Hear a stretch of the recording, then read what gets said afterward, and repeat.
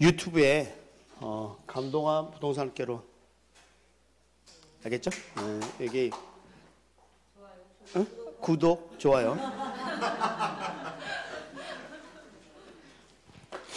왜냐면 이제 갈수록 이제 서비스가 온라인화 돼가고요. 휴대폰으로 언제든지 여러분에게 뭔가 전달할 수 있는 그런 공간을 만들기 위해서 그런 거니까.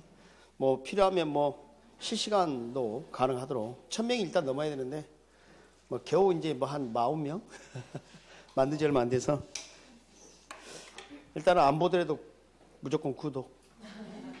안 보더라도. 자, 40페이지 지금 하고 있죠. 그 하단을 보시면 양갈이 이번에 부동산경기 특징이 나와 있어요. 그 중에서 3번하고요 4번 말씀드리고요 7번 말씀 추가로 드리도록 하겠습니다. 자, 먼저 주기하고 진폭, 여러분 주기하고 진폭이라는 표현 들어봤죠? 네, 그래서 주기가 좀 길다. 뭐에 비해서? 일반 경기에 비해서 약 2배 정도로 알려져 있어요. 약 2배. 다 통계치입니다. 진폭은 크다 이렇게 됩니다. 크다는 표현을 저점 깊고 정점 높다 이런 표현으로 하게 되면 진폭이 크다 이런 말입니다. 그래서 왜 이런 일이 벌어지느냐? 타선 기간이 길어서 그렇다. 타선 기간이 길다. 타선 기간이 길다. 뭐예요? 굼뜬다는 거예요. 반응이 빨리빨리 일어나지 않는다는 겁니다. 우리가 이미 배웠던 것과 관련이 있습니다. 우리 부동산 수요와 공급은 일반 경기에 비해서, 일반 재화에 비해서 양변화가 크지 않았죠? 비탄력적이었죠? 굼뜬다는 거예요, 굼뜬다. 그런데 말입니다. 여러분, 왜 이럴까? 좀 더 이제 생각을 해볼게. 아까 부동산 경기는 일반 경기 한 특수 부분이라 하지 않았어요? 맞잖아요. 근데 일반 경기보다 주기가 더 길고 진폭이 더 크다. 좀 이상하잖아요? 그것을 이해를 해야 합니다. 자, 봅니다. 지금 모퉁이 도는 차를 한번 생각해봐요. 경차 같은 경우 어떻게 돼요? 샥 돌죠?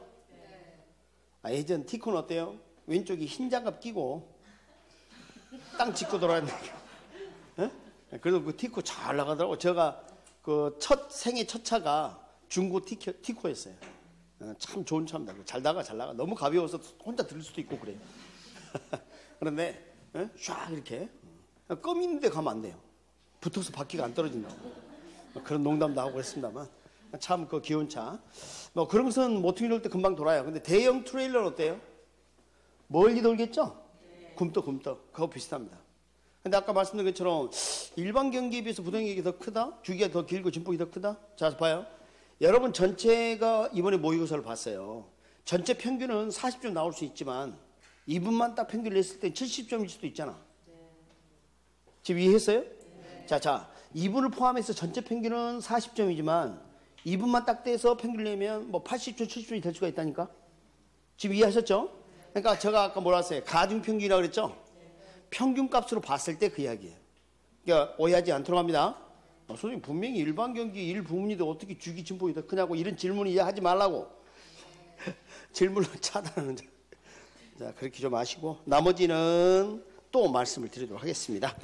자, 오른쪽으로 41페이지 보시면 일반 경기 대비한 부동산 경기 순환의 유형이 나와 있죠?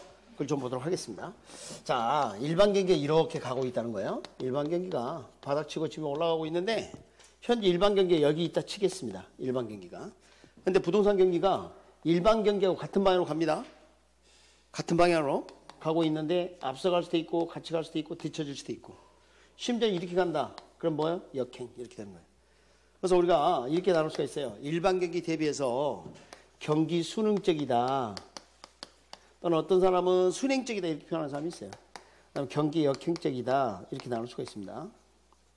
여러분 어떤 현행범이 체포를 당했어요. 그럼 경찰이 끌고 가는데 잘 따라가면 체포에 순응하는 거죠. 그런 거죠. 같이 같은 방향으로 하면 순응이라고 그래요. 순응. 근데 앞서갈 수도 있고요. 같은 수준일 수도 있고요. 뒤처질 수도 있고요. 이건 역행밖에 없어요. 역행 또는 역순환 이렇게 합니다. 그래서 여기서 이제 선행, 선순환, 순환, 동행, 동시순환, 병행, 후행, 후순환 이런 표현을 쓰게 돼요. 자, 여러분이 이제 고속도로 나갑니다. 자동차를 타고 이렇게 가고 있어요. 그러면 운전하면서 보면 나보다 앞서가는 차 있죠? 선행한다라고 해요. 선행한다. 옆에 같이 가고 있는 서로 다른 차선에 같이 가고 있으면 동행 그렇게 할 수 있어요. 뒤따라오는 차는 후에.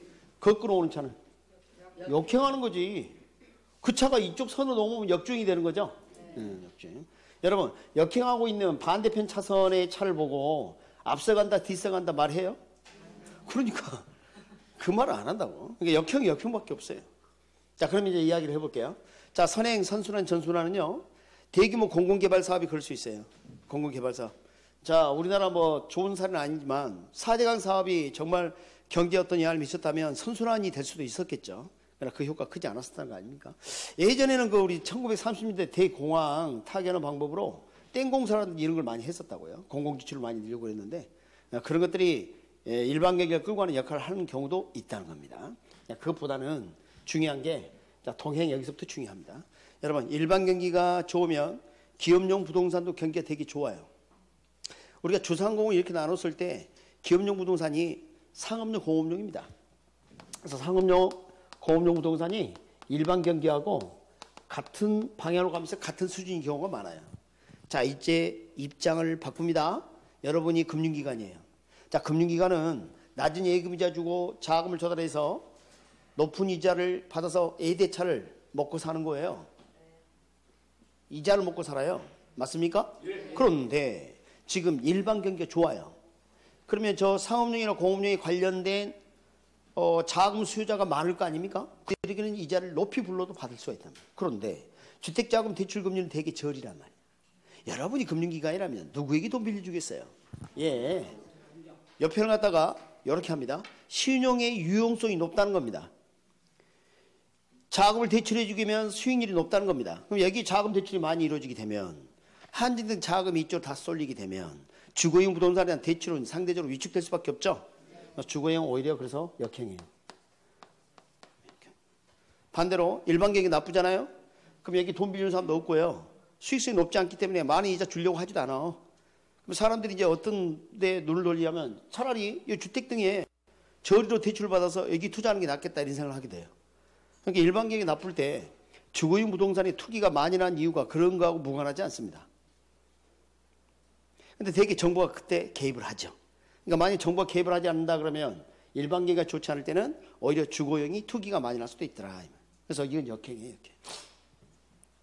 아시겠습니까? 근데 우리가 이제 부동산 경기 그러면 어느 지역별 경기만을 말하거나 어떤 특정 부분만을 말할 수는 없죠. 그래서 이것들을 다 가중평균하게 되면 자, 전체적,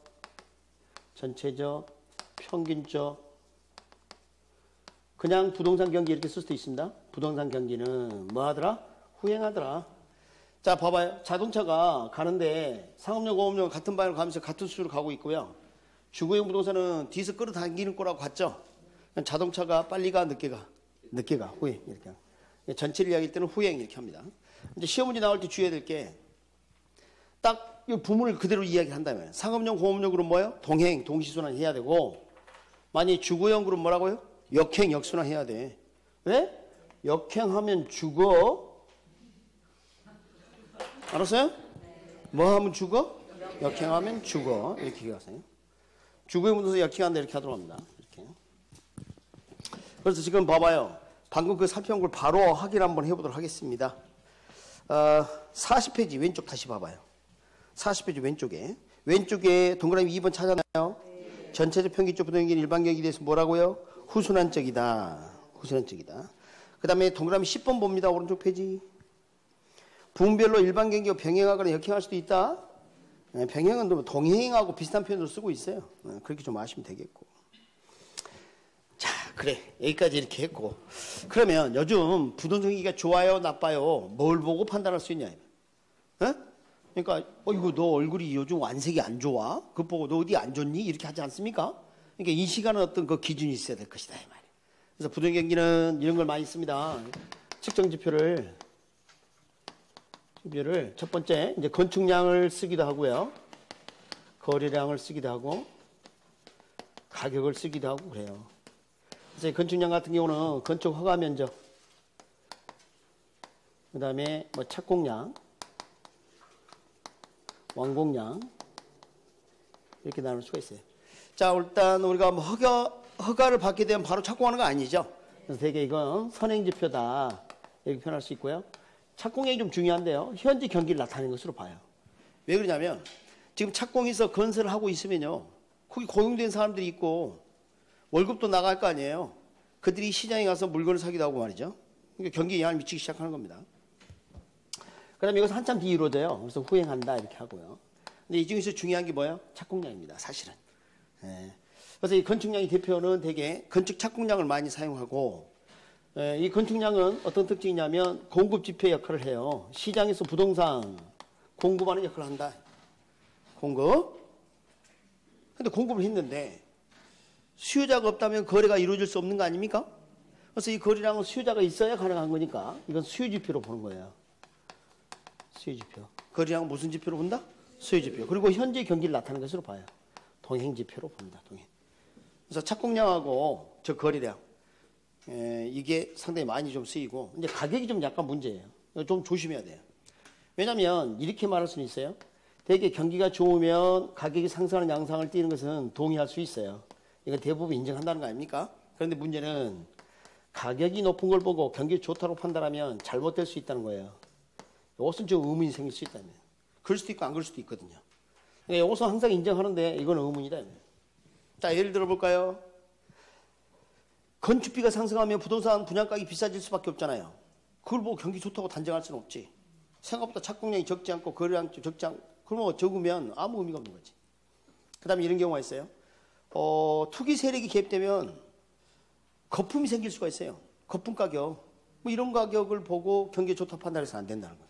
하나 더. 가격은 안정돼 있는데 거래가 빈번해. 하루에 아파트 매매 가격이 한 10건씩 있나? 중개사무소에서. 양타. 전문 용어입니다. 양타가. 여러분 중개부서는 양쪽에 받을 수 있죠? 그거 혹시 모르는 거 아니에요? 아시죠? 네, 그래서 이런 경우를 하면 얼마나 좋게요. 여태는 경기가 뭐 안 좋은 거예요? 가격은 안정돼 있지만 거래가 빈번한 건 좋은 거 맞죠? 엄청난 거 10건이면 거의 중견기업이야. 그 정도면 집도 바뀌고 차도 바뀌고 막 그래. 뭐 또 바꾸고 싶은 거 있어요? 묻는 사람이 이상한 사람들이에요. 이 사람들. 그럼 웃지? 이상하게 묻고 그러네. 자, 그래서 이 가격 지표는 좀 조심해야 한다. 다시 한번 경기가 좋아서 가격이 높아지는 경우는 있지만 단지 가격이 높은 걸 보고 경기가 좋다는 건 옳지 않단 말이에요. 그래서 이건 주지표로 쓰는데 주지표 또는 중심지표로 쓰는데 이건 보조지표로 활용을 한다. 이해하셨습니까? 보조지표로. 그래서 그 내용이 뭐 그런 내용입니다. 거기 제가 뭐 적어놨을 거예요. 거기 밑에 봐봐요. 3번 가격. 부동 가격 지표를 사용하는 경우 유의사항. 부동 경기가 좋아 가격이 상승하는 경우 있으나 가격이 상승해도 부동 경기가 좋아지는 것은 아니다. 기타 뭐 선행 지표도 좀 나와 있고요. 그리고 우리가 또 희한한 걸 하나 더 발견하게 되는데 여러분 지금 현재 부동산 가격이 썩 좋은 건 아닌데 말입니다. 봄, 가을, 이사철 때 전세 가격 집값 막 상승하더라는 거 아니에요? 이런 걸 시즌al variation이라고 합니다. 계절적 변동. 여러분 계절이라는 말을 썼을 때는요. 매년 한 번 이상 반복되어야 계절이에요. 예를 들어 시험 지문에 금년 5월을 기점으로 회복기에 들어섰다 그러면 금년 5월을 지칭하는 거지 매년 5월이 아니잖아. 그러니까 이런 것은 계절적 변동이 아니다. 시험 지문이 나올 때 조심해야 돼. 그래서 거기 보면 적어도 1년에 한 번씩 이런 표현이 있나요? 한 장 넘겨봐요. 그런 사례가 봄, 가을, 이사철, 방학. 이건 확실하게 계절적 변동이에요. 오케이? 그래서 특정 연도에 5월 그러면 5월은 장미축제 계절 변동 그러면 안 돼요. 조심하시기 바랍니다. 자, 그 다음에 이런 경우 어때요? 우리 경기가 부동 경기가 장기적으로 어떤 영향을 받는 게 있습니다. 경제가 성장하면 어때요? 성장할수록 부동산 가격이 상승이 되게 그래도 활발해지고 그렇지 않습니까? 이런 것들은 추세적 변동 또는 장기적 변동이라고 합니다. 근데 이런 경우는 어때요? 여러분 그 후쿠시마 지금 뭐 사람이 거의 살지 않죠? 뭐 때문이요? 원전 때문에 그렇게 되지 않았어요? 그거 뭐예요? 자연재해, 천재지변 이런 것들이 이제 전혀 예상치 못한 이런 변화를 가져올 수 있는데 이것을 랜덤 체인지라고 합니다. 자, 여러분 주의할 게 랜덤 체인지 번역을 3가지 다 출제했어요. 거기 봐봐요. 제목 봐봐요. 3번 뭐라고 돼 있어요?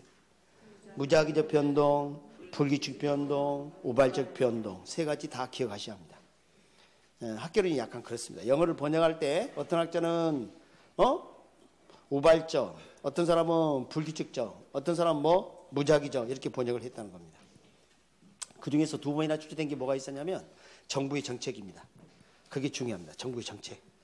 여러분 우리 분양상한제라든지 무슨 대책 이런 거 발표하는 거 있죠? 이런 거 뭐에 해당돼? 무작위적 변동, 불규칙, 그 다음에 우발적 변동이다. 그래서 꼭 이거 알아두셔야 돼요. 예상치 못한.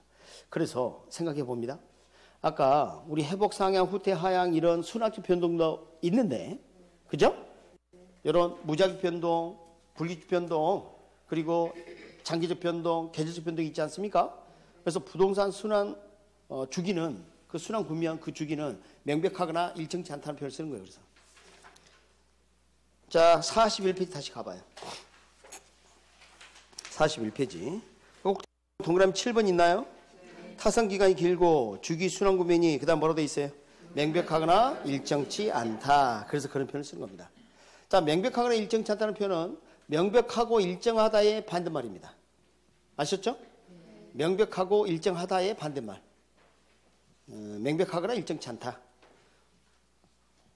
알겠죠? 네. 명백하다, 일정하다 그럼 틀려요? 틀려요. 아닙니다. 그럼 자, 시험 지문 이렇게 나온 경우가 있습니다. 예전에 일반 경기의 경기 변동과 달리 부동산 경기 변동은 그 순환 국면이 주기 순환 국면이 명백하고 일정하다. 그러면 X죠? 그런데 해설을 이렇게 다는 책들이 있어. 일반 경기에 비해서 부동 경기는 순환 국면이 명백하거나 일정치 않다 이렇게 적어놓으면 일반 경기는 순환 국면이 명백하고 일정하다라고 오해하면 안 돼. 그 뜻이 아니야. 그러니까 해설을 잘못하면 그 오해를 안 나와요, 이게. 실제로 그 이상하게 다루는 해설도 있고 그래요. 주요학에서 일반 경기도 부동 경기처럼 마찬가지로 순환 국면이 명백하게 일정치 않습니다. 지금 11시 20분인데요. 1시간 뒤에는 몇 시 몇 분이에요? 12시 20분이지. 근데 연구해 안 해? 1시간 뒤에 몇 시 몇 분인지를 연구를 해? 아니 명백하고 일정한데 왜 연구를 해? 할 필요 없지. 아침에 해 뜨고 밤이 되면 해지고 그거 누가 알아? 다 알지. 누가 몰라 다 알지.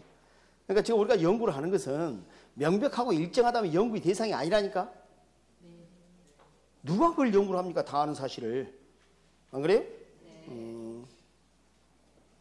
그렇죠. 그래서 여러분 40페이지 가봅니다. 그래서 그런 이상한 해설이 있을까봐 40페이지 찾았어요? 그 그림 밑에 봐봐요. 동그라미 2번 봐요. 밑에 다이아몬드 보여요?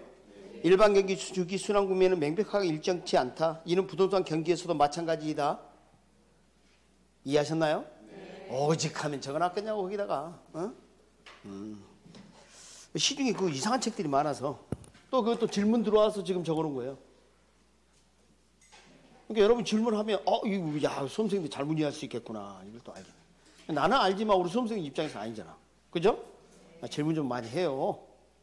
저 질문 받길 좋아한다니까. 응? 근데 이상하게 질문하려고 그러면 질문을 다 차단해버리죠. 그래서 여러분 시간 아껴주려고 그런 겁니다. 자, 이제는 잘 봅니다. 예전에는 그 앞쪽의 내용들이 좀 출제를 하는 경향이 있었다면 최근에 와서는 이제 뒤쪽으로 좀 넘어갔어요. 앞쪽은 이제 통계치에 따라 약간 다를 수 있는 그런 특징이 있어요. 뒤쪽으로 봐봐요. 여기 뭐 측정 지표라든지 뭐 계절적 변동이나 이런 것들은 통계 지표에 상관없이 이견이 별로 없어. 그러니까 이쪽을 이제 출제를 좀 많이 하는 경향이 있어요. 그래서 특히 이제 순환 군매물 특징, 여기에 이제 좀 관심이 좀 많습니다. 점차. 그래서 그걸 좀 헷갈릴 수가 있고요. 그래서 이걸 좀 정리 좀 해야 되겠습니다. 자, 바닥 치고 올라오면 이걸 뭐라고? 회복. 여기는 뭐? 상향. 여기가 후퇴. 그리고 하향. 이렇게 합니다. 자, 그래서 이제 우리 시험 문제 낼 때, 자, 여러분도 이제 이해를 할 때도 마찬가지입니다. 회복 상향 이 관계에 있어서는 둘이 유사해요. 초기냐, 더 심화됐느냐. 초기냐, 더 심화됐느냐. 그런 차이밖에 없어. 그러니까 그 특징을 묻는 문제를 보면 회복이나 상향은 거의 비슷하다. 이렇게 보시면 돼요. 여러분, 회복 상향 봐봐요. 경기가 좋아지고 있는 국면 맞죠? 이때는 되게 경기가 좋을 때는 가격이 상승하는 게 일반적이에요. 그래서 가격이 상승하는 걸 인정합니다. 가격이. 근데 여기는 어떻게 나왔대요? 되게 가격이 하락할 가능성이 있겠죠. 금리 어떨까요? 금리. 우리 수요 공급 이론에서 금리가 인하되면 수요 공급이 모두 증가할 수 있다고 배웠죠? 네, 그렇습니다. 그래서 되게 여기는 금리가 점점 낮아지고 있거나 낮은 수준일 가능성이 높고 여기는 오히려 반대로 금리가 높아지거나 높은 수준이어서 부담을 느끼는 단계일 수도 있고 그래요. 그래서 지금 평균적으로 이야기하는 거예요. 그렇게 볼 수 있어요. 그런데 이런 건 잘 안 틀려. 잘 봐요. 여기 건축 허가 면적 어때요? 착공량 늘어날까요? 줄어들까요? 늘어나. 여기는 줄어들고. 여기 공실 공가 어때요? 줄어들 것 같죠? 여기는 늘어날 것 같고. 자, 중개사무소 내방 고객수 거래가 여기 활발할까요? 아니면 활발하겠죠? 여기는 반대로 위축되겠죠? 이런 거 출제하면 틀린 사람 본 적이 없어. 그래서 잘 내지도 않아. 내도 안 틀리니까 잘. 이제 관심이 이겁니다. 우리가 이제 사는 사람, 파는 사람 이거 봐요. 매도자가 파는 사람. 사는 사람 뭐라 그래요? 매수자. 이렇게 매수자. 자, 매도자와 매수자 관계를 좀 보도록 하겠습니다. 자, 여기서는 말이죠. 우리 전에 이런 걸 배운 적 있어요. 초과 수요라고 기억나세요? 네. 초과 수요는 어떨 때 이제 생길 가능성이 있냐면 공급은 가만히 있는데 수요가 증가하거나. 알았습니까? 수요는 가만히 있는데 공급이 감소하거나. 여러분, 수요가 증가하거나 공급이 감소하면 가격이 상승한다 배웠죠? 그런 상태가 초과수예요. 그러니까 뭐가 많다는 거예요? 매수자가 많다는 거죠. 그러니까 경기가 이렇게 좋아질 가능성이 높아요. 이때는. 자, 초과수일 경우에는 가격이 상승할 가능성이 있는데 그거하고 맞네. 맞죠? 그런데 문제는 시장에 제목을 붙이는 겁니다. 참, 여기 봐요. 시장에 파는 사람보다 사는 사람이 많으면요, 시장의 주도권을 매도자가 지어요. 줄을 서시오, 뭐 이런 거야. 그럼 시장의 주인은 누구야? 매도자예요. 여러분이 예전에는 그 단독주택 살 때는 대문에다 문표를 붙이지 않았습니까?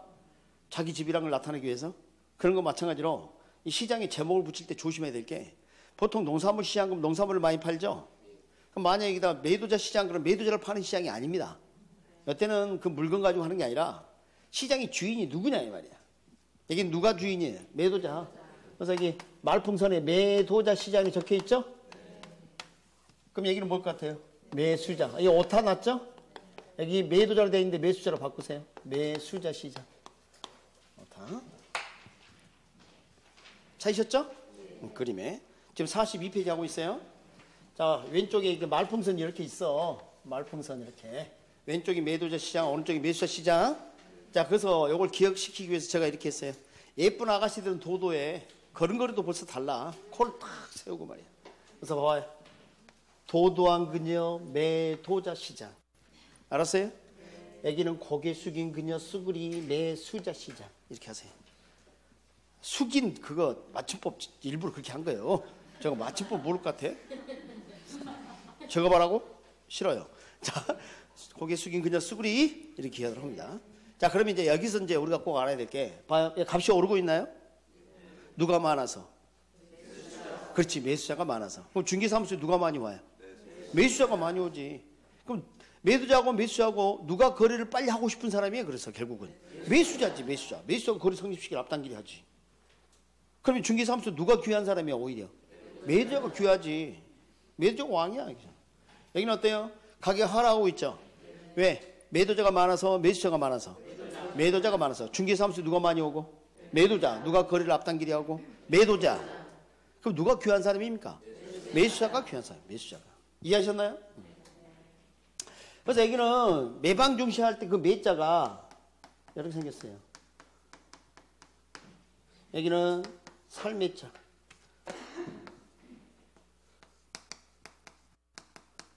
둘 다 우리가 매매할 때 이렇게 써요. 근데 여기 봐요. 여기는 머리 위에 떡강지를 이고 있죠? 팔매자예요. 팔매자. 이건 살매자고. 아니, 이런 것은 법 선생님들이 가르쳐 주지 않아요? 자, 그래서 그렇게 좀 아시고. 그래서 매방 중시화 그러면 여기는 누구? 매도자 중시화 그 말이에요. 여기는 누구 중시화? 매수자 중시화. 한자가. 그 한자 있죠? 어디에? 여기 안 나와 있나요? 안 나와 있으면 놔두고. 혹시 그러면 한자를 안 적어놨네. 그러니까 매도자 중시화 그 말이 매방할 때 매자 요 8m를 씁니다. 혹시 이제 그런 표현이 나오면 그렇게 좀 아셨으면 좋겠다. 그 다음에 이제 진짜 중요한 게 이겁니다. 또 최근에 관심이 지금 여기가 2020년에 새로운 거래를 하려고 합니다. 경기가 지금 좋아지고 있는 국면 맞죠? 내 부동산이 지금 얼마에 거래될까 이렇게 궁금했는데 내 부동산과 유사한 부동산이 그 이전에 2018년에 5억에 거래됐다는 거 아니에요? 그러면 자 봐요. 지금 가격이 오르고 있죠. 이 과거의 사례 가격 봐봐요. 지금 입장에 보면 낮은 가격 아닌가요? 이보다 떨어지면 안 되지. 그래서 새로운 거래 기준가격이 되거나 가격 하한선이 된다면 하한선. 아래에 있으니까 하한선 그렇게 하세요. 그 낮은 가격에다 색깔 좀 칠해봐. 형광펜으로.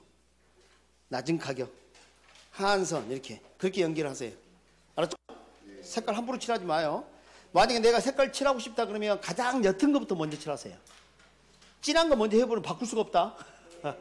제일 옅은 걸로. 그 낮은 가격 흰 글씨 있죠? 네, 그렇게 좀 해주시고. 자, 여기 봅니다. 여기는 2020년에 새로운 글을 하려고 한다. 그러면 과거의 사례 가격 봐봐요. 이 2018년. 이때가 뭐 10억이 거래된 사례가 있다는 겁니다. 그럼 지금 봐봐. 가격이 하락하고 있는 추세 아닙니까? 그럼 과거 값은 지금 입장에서 보면 비싼 가격이에요. 높은 가격에다가 색깔 칠해봐요. 이보다 높아질 수는 없다는 거 아니에요. 위치상자를 생각하면서 상한. 오케이?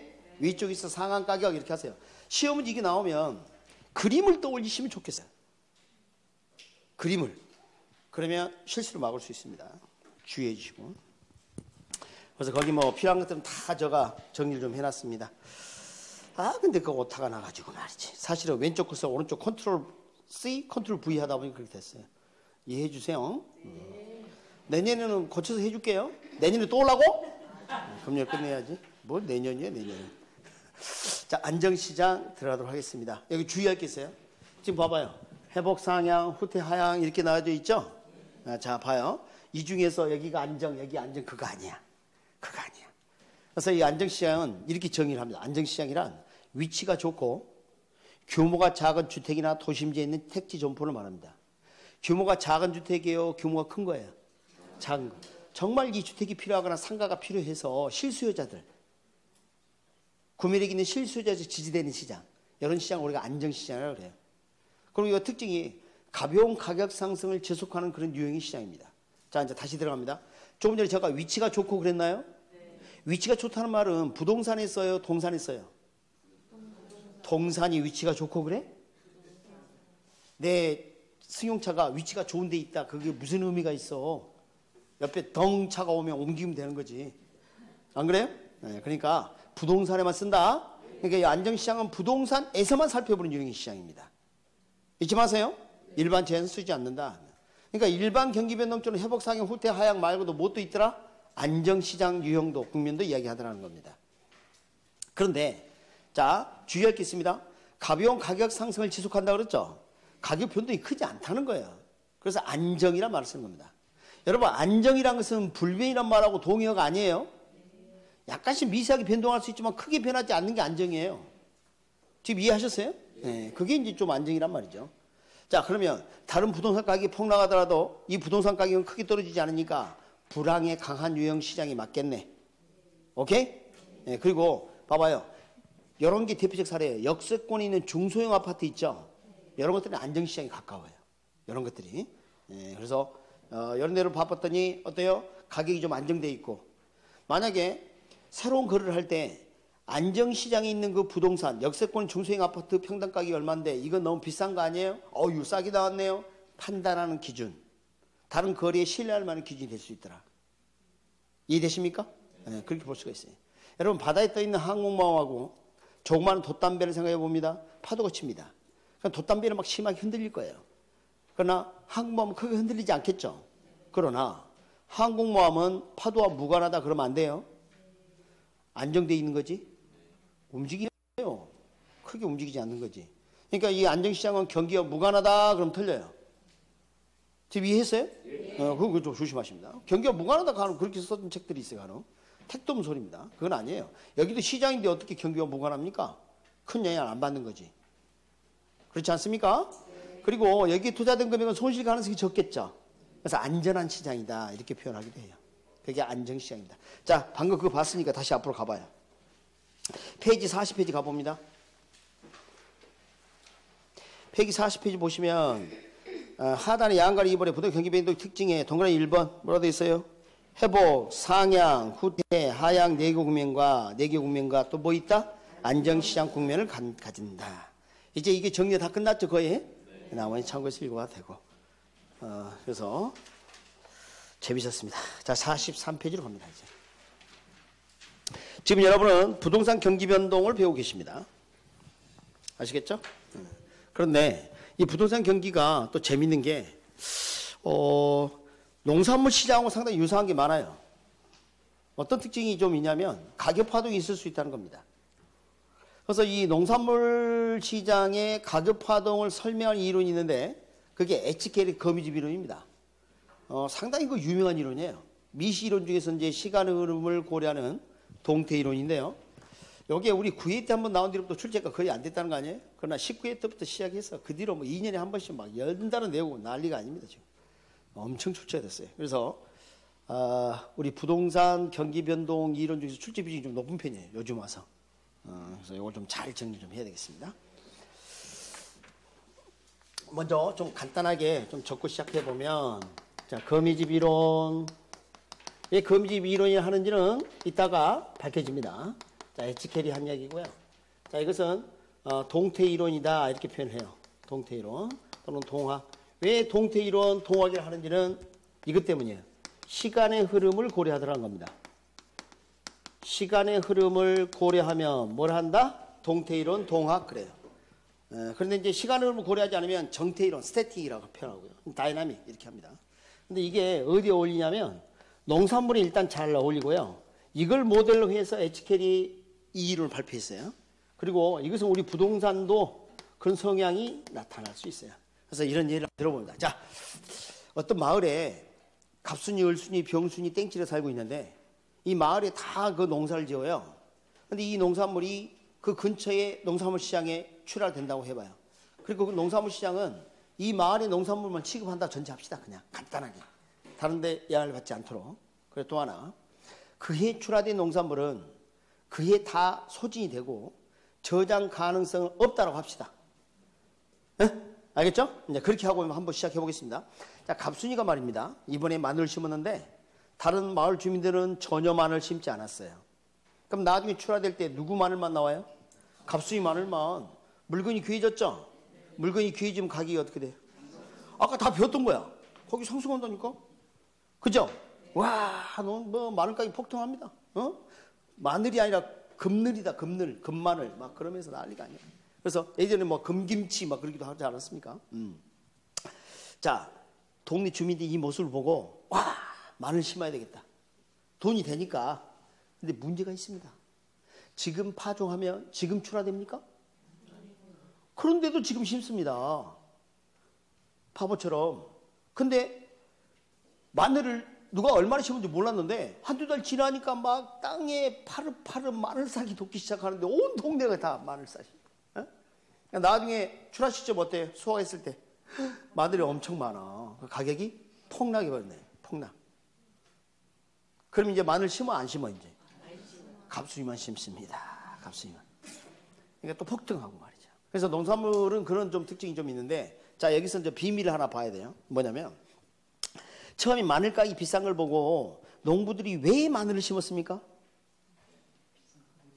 그 비싼 가격이 다음 기회도 유지될 것이라 보고 출하 시점까지 그 가격이 지속될 것이라 보고 이걸 정태적 기대라 그래요. 시간의 흐름을 다룬 이론이니까 동태 이론이 맞는데 공급자는 바보처럼 정태적 기대를 한다라는 이론입니다. 공급자를 바보 취급한 이론 되겠습니다. 거기 적어요. 정태적 옆에다가 바보처럼. 아, 책에 찾아봐요. 거기 있어요. 공급자. 금기 가격이 다음 기회도 유지될 것이라 본 거죠. 또는 전기 가격이 금기 유지된다든가. 오케이? 바보처럼. 그럼 봐봐요. 가격이 폭락하면 덜 심는 이유가 뭐예요? 이 낮은 가격이 다음 기회도 유지될 거라 생각하는 거 아니에요? 바보처럼. 그죠? 그 정태적 기대가 뭐라고요? 바보처럼. 그게 아직 안 나왔어. 시험에는 바보처럼 이렇게 안 나와요. 정태 이론 그러면 안 돼요. 동태 이론 맞는데 공급자는 기대를 스태틱 익스펙테이션을 정태적 기대를 하고 있다는 거예요. 바보처럼. 그래서 이런 이야기가 나오는 거죠. 지금 이해되셨어요? 네. 그래서 그걸 함수로 표시하면 이렇게 돼요. 자, 함수 표현은 여러분이 그 앞에서 다 배웠던 거 아니에요? 제가 한번 해볼게요. 봐봐요. 함수 요약집이 적어봐야 도움이 안 되니까 생략해버린 거예요. 잘 봅니다. 지금 여기 QD, QS 아시죠? 모르는 척하지 마세요. 그러니까 지금 경제는 중요한 거예요. 그래서 자, 요 가격이 요 수혜량에 영향을 미친다는 거예요. 그런데 요 T 시점의 수혜량은 T 시점의 가격과 관련이 있다는 거예요. 그런데 요 T 시점의 공급량은 알고 봤더니 그 이전의 가격에 따라 파종한 양이 들어가는 거예요. 전기 가격에 의해서 이미 금기 공급될 물량이 결정돼 버린 거야. 오케이? 네, 시차가 있다. 시차가. 부동산도 예외가 아니라는 겁니다. 착공 시점은 경기가 좋았어요. 근데 기본이 후분양이 원칙입니다, 원래. 자, 나중에 분양 시점이 딱 도달했어요. 준공이 딱 돼가지고 3년 뒤에 봤더니 수요가 실종됐다는 거 아닙니까? 공급하는데 시간이 걸리기 때문입니다. 자, 여기서 하나 힌트가 있습니다. 양변화를 잘 못한다는 거죠? 양변화를 빨리 할 수 없다는 거죠? 그게 특징이야. 그럼 우리가 이거 배웠는데 양변화를 빨리 못하면 양변화가 작으면 가격변화는 크다. 그거네. 똑같잖아요. 가격 파동은 양변화가 잘 안 될수록 크게 나타난다니까요. 좋아요. 마스크 봐요. 양변화 빨리 못하니까 어떤 일이 벌어졌어요? 폭등하고 그러지 않았습니까? 그게 여러분이 알고 있는 상식이 가까운데도 불구하고 그걸 어렵게 생각한다니까.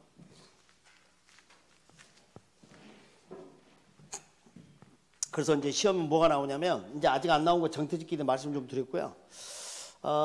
그래프의 결론이 나오는데요. 이 그래프를 혼자서 뭐 이걸 연구하겠다든가 뭐 학습을 하겠다, 그 무모한 도전하지 말라고. 전혀 도움이 안 돼. 오늘 강의 듣고 그냥 잊어버려요. 그리고 결론만 기억하면 돼. 오케이? 결론도 잊어버리면 안 됩니다. 그것은 기억해야 돼요. 자, 제가 이제 그림 한번 그려볼게요. 설명 듣고 그냥 잊어버려도 돼요. 제가 이제 그림을 좀 대충 이렇게 좀 그려볼 건데, 자, 먼저 이렇게 설정을 이렇게 하겠습니다. P-1. 만약에 P0금 2000년을 치겠습니다. 그럼 마이너스 1은 99년이 되겠죠. 그럼 이 가격 수준의 공급자 의도를 찾아봤더니 공급자 의도는 여기 있다는 거 아니에요? 자, 그런데 이 가격 보고 파종을 하면 실제 출하는 2000년이 나와요. 아시겠어요? 네. 아까 그 농부들 우리 부동산도 찾고 하면 한참 뒤에 나온다니까. 근데 제가 이렇게 하겠습니다. 그해 출하된 농산물은 모두 소진이 되고 저장 가능성이 없다라고 가정했죠. 그러면 그 2000년 한 해 동안 농산물 양 변화가 없다는 거예요. 양 변화가 없을 때 그래프가 어떻게 생겼던 거예요?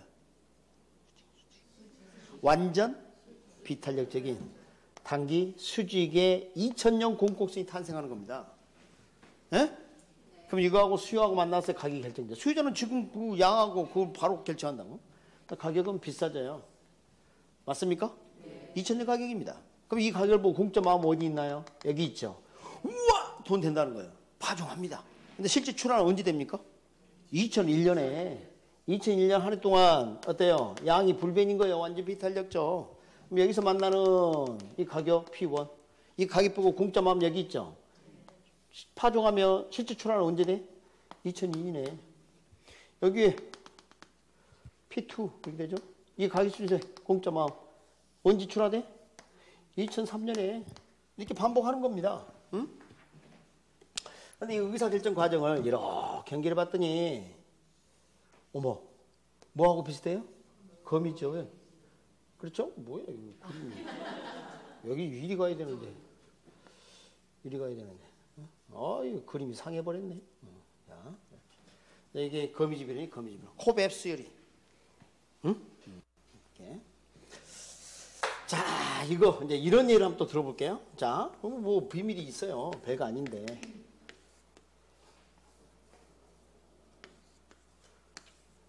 자, 여기서 출발해 볼게요. 봐봐요. 대충 그림 같은데 뭐가 좀 다르네요? 바깥으로 점점 커지고 있죠? 이런 것도 있어요.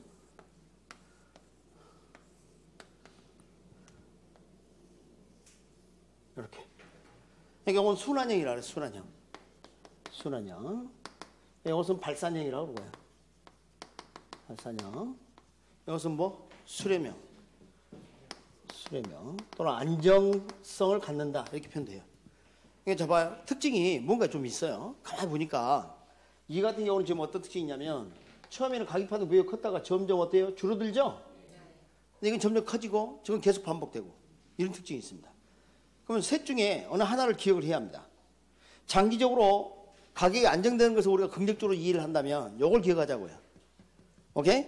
자, 어떤 특징이 있는가 봐봐요. 공급 곡선의 기울기하고 수요 곡선의 기울기를 보면, 수유곡선은 음의 기울기예요. 그러다 보니까 값하는 정도만 따지기 위해서 이렇게 절대값을 씌웁니다. 절대값을. 근데 공급선 기울기가 더 가파르다. 네. 그럴 때 이렇게 돼요. 가만히 보면 그래요. 더 가파르죠? 비밀이 거기 있어요. 근데 우리가 탄력성을 배울 때 다른 조건이 동일하다면 기울기가 완만할수록 탄력성이 커지는 걸 배웠었죠. 기울기가 완만하고 기울기가 작지 않습니까? 그럼 탄력성이 크다. 아까 적어줬지 않습니까? 탄력적 그럼 기울기가 작다, 완만하다 적지 않았습니까? 네, 자, 그러는데 그래서 수요의 가격 탄력성. 여기는 절대값 안 씌우냐고요? 이미 앞에서 씌웠어요. 우리 수요의 가격 탄력성 항상 플러스만 살펴본다고 배웠죠? 그럼 항상 플러스가 되는 거예요, 이건. 또 해줄 필요 없어. 공급의 가격 탄력성 플러스고요. 그죠? 그래서 여러분 비교해보면 이렇게 된다는 거죠. 이렇게. 그럼 얘기는 어떻게 될까요? 반대가 되겠죠? 여기는 어떻게 될까요? 같아지겠죠? 그래서 셋 중에 하나만 좀 기억합시다. 여러분 거미집이 이렇게 예쁜 상태로 안정을 이루려면 물속에 있으면 찢겨 나가버립니다. 공기가 많은 곳에 있어야 돼. 그래서 기억을 이렇게 합시다. 공기수가 크다. 이렇게 합시다. 알았죠? 공기수가 크면 뭐라고? 수려면. 공기가 있는 곳에 있으면 예쁘게 달려있으니까 공기수가 작으면 물이 상대적으로 많다는 이야기야. 찢겨 나가. 발산형. 공기수가 같으면 밀고 당기면서 계속 돌더라. 순환형. 이렇게 합시다. 자, 공기수가 크다. 이렇게 외웁니다. 네, 이렇게 외우시기 바랍니다. 그러면, 자, 증명할 게 하나 있어요. 더. 잠깐 이거 봐봐요. 우리 주거용 부동산하고 상업용 공업용 부동산 기억나세요? 지금 이게 만약에 주거용이라면 상업용 공업용은 더 비탄력적이라 배웠죠? 비탄력적일수록 가파르죠? 여기 이제 만약에 상업용 공업용 수요곡선을 쳐봐요. 그럼 어떤 일이 벌어지나? 가격은 더 오르고 더 떨어지고 그래. 비탄력질수록 가격 파동이 더 심하게 나타납니다. 교재 한번 넘겨봐요. 그 상업용 공업용이 비탄력적이니까 거미집이 더 잘 성립한다고 돼 있죠? 찾으셨어요? 그거 나올 차례야, 그것도. 여러분, 주거용하고 상업용 공업용 중에서 어떤 게 거미집 이론이 더 잘 성립한다고? 상업용 부동산이. 큰일 났다, 이제. 탄력성은 주거용이 큰데, 거미집 이론은 상업용 공업용이 더 잘 성립하고. 큰일 났네, 큰일 났어.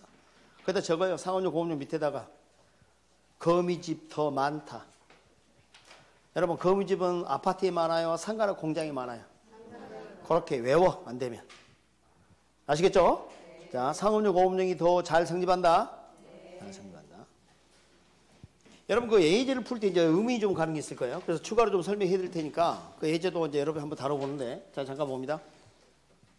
우리 그 중고등학교 때 이런 걸 배운 적 있어요. 이렇게. y equal ax 플러스 b 뭐 이런 걸 배운 적 있어요. 기억나세요? 안 나더라도 뭐 기억나는 척 하시면 돼요. 자, 그래서 여기 기울기예요, 기울기. 그죠? 근데 만약에 여기를 Q로 하고 여기를 P로 한다면 P는 equal AQ 플러스 B 이런 꼴이 됐을 때 이게 기울기입니다. 우리가 기울기를 알게 되면 무엇을 알 수 있냐면 이걸 가지고 수렴형인지 발산형인지 순환형인지 판단할 수 있겠죠. 그러니까 만약 시험 문제에 함수가 주어지면 P는 equal 이렇게 바꿔야 돼요. 그래가지고 앞에 뭐 3이 있으면 3도 없애야 되고요. P는 equal 딱 이렇게. 그래서 이게 뭐예요? 기울기. 그래서 이 기울기를 가지고 수렴형인지 발생인지 알 수가 있다고요. 그래서 그 밑에 그 예제 나와 있죠, 예제? 네, 예제. 다음 페이지 걸쳐서. 그래서 예제 나와 있는데 그거 한번 해보세요. 거기까지가 제일 어려워. 나머지는 탄력성하고 기울기를 바로 주어져요. 그런 건 쉬워. 근데 함수로 주어졌을 때 대응하는 것까지 하면 좋겠습니다. 여기까지 나왔습니다. 함수로 주어진 스타일은 2번 정도 나왔어요, 지금 벌써. 그래서 앞으로 나오면 이게 계속 나오지 않을까 이런 생각이 들어요. 그래서 계산 사례 꼭 연습하도록 합니다. 네. 지금 현재 발견된 것으로는 이거 오타는 없는 것 같아요. 자, 그렇게 해서 이제 44페이지까지 강의를 진행해 드렸습니다. 자, 이제는 시니셜용 가진 다음에 이런 수요자 공급자가 시장에서 만나게 되는데 그 시장론을 좀 다뤄보도록 하겠습니다.